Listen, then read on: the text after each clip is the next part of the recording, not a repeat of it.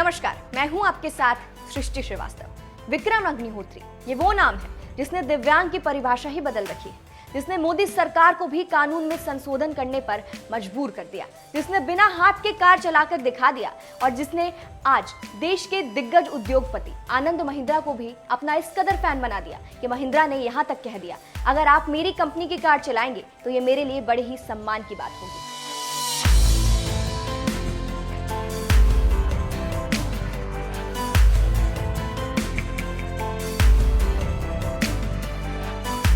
एक से बढ़कर एक लग्जरी गाड़ियां बनाने वाली कंपनी महिंद्रा ग्रुप के chairman Anand Mahindra social media पर बहुत सक्रिय रहते हैं और अक्सर प्रेरक वीडियो या तस्वीर शेयर करते हैं। और इस बार उन्होंने अपने ट्विटर हैंडल पर एक ऐसा वीडियो पोस्ट किया है जिसमें विक्रम अग्निहोत्री की संघर्ष भरी कहानी के बारे में बताया गया है। और इसी वीडियो को पोस्ट करते हुए आनंद महिंद्रा ने बहुत बड़ी बात लिखी है। उन्होंने लिखा है, मेरे लिए एक सम्मान और सौभाग्य की बात होगी कि अगर ये आदमी मेरी कंपनी की कार चलाएगा। विक्रम, मैं आपको नमन करता हूँ, जिसे हम राइट स्टोरी कहते हैं। आनंद महिंद्रा जैसी हस्ती से तारीफ और सम्मान पाने वाले विक्रम अग्निहोत्री ने तुरंत महिंद्रा के इस ट्वीट पर जवाब देते हुए लिखा, महिंद्रा सर, आप मेरे आइकन हैं और लाखों भारतीयों के लिए प्रेरणा स्रोत रहे हैं।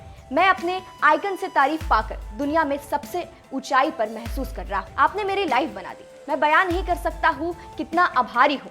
अगर किसी दिन व्यक्तिगत रूप से मैं आपसे मिल सकूं तो ये मेरे लिए सम्मान की बात होगी। यानी आनंद महिंद्रा जिस शख्स को नमन कर रहे हैं वो विक्रम अग्निहोत्री खुद आनंद महिंद्रा के सबसे बड़े फैन में से एक है और महिंद्रा से मुलाकात करना चाहते हैं। ऐसे में उम्मीद है दोनों की जल्द ही मुलाकात होगी कि कौन है विक्रम अग्निहोत्री। मध्य प्रदेश के इंदौर जिले के रहने वाले विक्रम अग्निहोत्री एक ऐसे शख्स है जिनके पास हाथ नहीं है। 6 साल की उम्र में ही एक हादसे के दौरान उन्होंने अपने हाथों को गंवा दिया था, लेकिन जिंदगी जीने का हौसला नहीं गंवाया था। दोनों हाथ भले ही नहीं थे, लेकिन इसके बावजूद विक्रम अग्निहोत्री किसी पर निर्भर नहीं होना चाहते थे।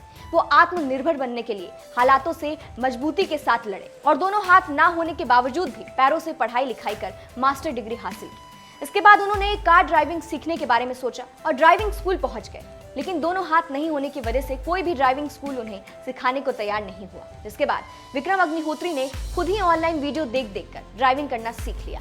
लेकिन सबसे बड़ी समस्या थी डीएल बनवाना, क्योंकि विक्रम के दोनों हाथ नहीं थे। ऐसे में डीएल हासिल करना उनके लिए बहुत ही मुश्किल का काम था, लेकिन नामुमकिन नहीं था। उन्होंने जब ड्राइविंग लाइसेंस के लिए अप्लाई किया तो उनका एप्लीकेशन रिजेक्ट कर दिया गया, क्योंकि भारत का मोटर वाहन अधिनियम उन्हें कार चलाने की इजाजत नहीं देता। विक्रम ने इसके खिलाफ अपील दायर की और अंत में साल 2016 में मोदी सरकार को विक्रम के हौसले के आगे झुकना ही पड़ा और उनके लिए कानून में बदलाव किया गया, जिसके बाद कानून में दिव्यांगों को ड्राइविंग लाइसेंस देने के प्रावधान जोड़े गए। इतना ही नहीं, साल 2019 के लोकसभा चुनाव में विक्रम अग्निहोत्री को इंदौर में चुनावी एम्बेसडर भी बनाया गया। पहली बात तो मैं जो प्रशासन है, खासकर जो कलेक्टर और सीईओ मैडम है, उनका बहुत आभारी हूँ कि उन्होंने मुझे इस आई थिंक बड़ी जिम्मेदारी के लिए अपॉइंट किया है कि तमाम जो अपने मतदाता हैं उनको एक प्रकार से प्रोत्साहित करना वोट डालने के लिए। मैं स्वयं जो है, जब से मैं वोटिंग एज का हुआ हूँ तब से मैं हर चुनाव में मैंने जाके अपना मतदान दिया है, पार्षद लेवल हो या फिर अपने विधानसभा हो, लोकसभा हो। तो मैं इसे एक प्रकार से नॉट ओनली अपना एक अधिकार बट एक दायित्व के तौर पे भी लेकर मानता हूँ कि भाई ये हर एक नागरिक का दायित्व है कि वो जाके अपना वोट डाले। आज विक्रम अग्निहोत्री एक एनजीओ के चेयरमैन हैं जो दिव्यांगों के बीच कॉन्फिडेंस बिल्डिंग का काम करता है। साथ ही देश के अलग अलग कानूनों में दिव्यांगों के अधिकार तय करने की लड़ाई भी लड़ता है। विक्रम एक बढ़िया ड्राइवर होने के साथ साथ एक अच्छे लॉ स्टूडेंट, एक तैराक और कई भारतीय दिव्यांगों के लिए प्रेरणा स्रोत भी है। विक्रम अग्निहोत्री की तरह ही देश में तमाम दिव्यांग किसी न किसी क्षेत्र में अपनी कमियों को मजबूती बनाकर हालातों से लड़ रहे हैं और देश का नाम रोशन कर रहे हैं। ऐसे ही कुछ दिव्यांग खिलाड़ियों से शनिवार को पीएम मोदी ने मुलाकात की और इसी दौरान उन्होंने क्या कुछ कहा, आइए आपको सुनाते हैं। रोहित जी, आप तो सीनियर मोस्ट है इस दुनिया में। कितने साल हो गए रोहित जी खेलते खेलते? 1997 से 7 ओलंपिक्स खेल चुका हूं मैं। जब सामने वाले खिलाड़ियों से खेलते हैं आप, काफी तो पुराने आपके खिलाड़ी सामने आते होंगे, क्या अनुभव आता है? सर, जब मैं पहले खेलता था 1997 से, तो मेरे हियरिंग लोगों के साथ मेरा कंपटीशन होता था और मैंने बढ़ने की कोशिश की। मैंने ओलंपिक्स खेले, कॉम्पिटिशन्स जैसे बिल्कुल हियरिंग लोगों के साथ जैसा कंपटीशन होता है मैंने भी उसमें आगे बढ़ने की कोशिश की और अब तक मैं लगभग हियरिंग कंपटीटर्स के साथ खेल सकता हूँ।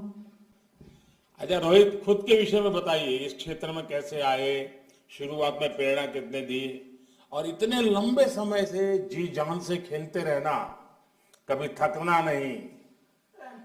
सर जब मैं बहुत छोटा था तो जब मैं मेरे ख्याल से मुझे याद भी नहीं है कि मैं जब देखता था, मैं बस ऐसे ही माता पिता के साथ चलता था, मैं देखता था, चीज़ें देख के खुश रहता था कि कैसे हियरिंग लोग खेलते हैं। मैं भी चाहता था कि मैं भी खेलूं। मैंने भी वहीं से अपना एम तय किया और फिर आगे बढ़ता चला गया। जी, जब मैं 1997 में मैंने खेलना शुरू किया तो पहले बधिर लोग खेलते नहीं थे, मुझे किसी तरीके का सपोर्ट नहीं मिलता था, बस सांत्वना दी जाती थी।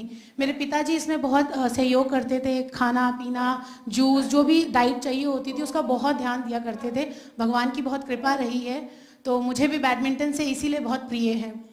अच्छा रोहित, आप डबल्स में जब खेलते हैं तो आपका पार्टनर, मैंने सुना है महेश, आपसे उम्र में बहुत छोटा है, इतना अंतर है, आप इतने सीनियर है तो महेश बहुत छोटा है। क्या आप कैसे उसको संभालते हैं, कैसे गाइड करते हैं, उसके साथ कैसे मैच करते हैं अपने आप को? महेश बहुत छोटा है। 2014 में मेरे साथ खेलना शुरू किया। मेरे घर के पास रहता था, मैंने उसे काफ़ी कुछ सिखाया, कैसे मूवमेंट करनी चाहिए, कैसे हार्ड वर्क करना है, डेफलिम्पिक्स के लिए कैसे तैयार होना है। तो वो थोड़ा सा रहता है डिसबैलेंस, लेकिन मैं उसको जो भी मैंने सिखाया वो मुझे बहुत सपोर्ट करता है। रोहित जी, हम भी आपके साथ कर देंगे। रोहित जी, आपका जीवन एक खिलाड़ी के तौर पर और एक व्यक्ति के तौर पर, मैं समझता हूं आप में लीडरशिप क्वालिटी है, आप में कॉन्फिडेंस लेवल है और आप किसी चीज से ऊब नहीं जाते हैं, लगातार उसमें चेतना भरते रहते हैं। मैं पक्का मानता हूं कि देश के युवा, उनके लिए आप वाकई बहुत ही प्रेरक रहे हैं। आपने अपने जीवन की बाधाओं से कभी हार नहीं मानी। ठीक है, परमात्मा ने कुछ कमी दी, लेकिन आपने कभी हार नहीं मानी।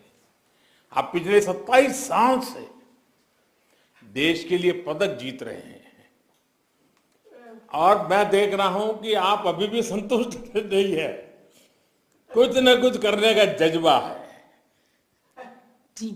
और मैं देख रहा हूं कि उम्र बढ़ती है लेकिन साथ साथ आपका प्रदर्शन भी बहुत बेहतर होता जा रहा है। आप अपने टारगेट नए तय करते जाते हो, नए टारगेट को प्राप्त करने की कोशिश करते हैं। मैं समझता हूं कि खिलाड़ी के जीवन में यही एक गुण बहुत बड़ी ताकत होता है, वो कभी संतोष नहीं मानता है, खुद नए गोल सेट करता है, उस सेट के लिए खुद को खपा देता है और उसी का परिणाम है कि कुछ न कुछ प्राप्त करता रहता है।